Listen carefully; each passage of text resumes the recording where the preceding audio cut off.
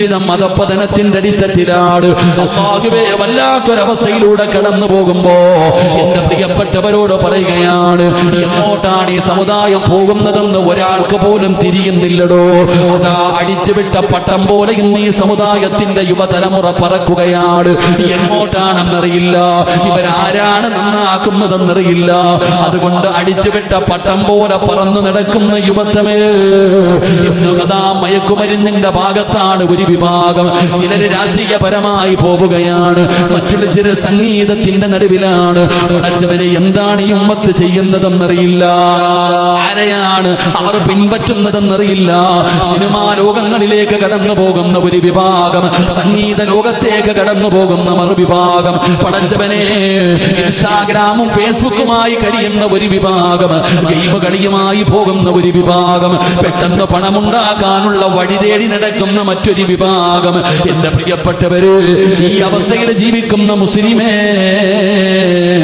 അല്ലാഹുവിന്റെ ഖുർആൻ ഉണ്ടല്ലോ, അല്ലാഹുവിന്റെ കലാമായ വിശുദ്ധമായ ഖുർആൻ അടിച്ചുവിട്ട പട്ടം പോലെ പറന്നു നടക്കുന്ന മുസ്ലിമേ,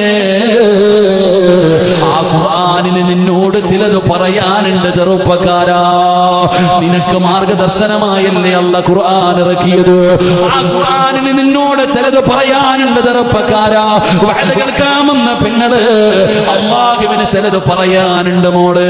ആ പരിശുദ്ധമായ ഖുർആനിൽ അല്ലാഹു പറയുന്നത് എന്താണെന്ന് ഒരു 5 മിനിറ്റ് നിനക്കൊന്ന് കേൾക്കാൻ പറ്റുമോ?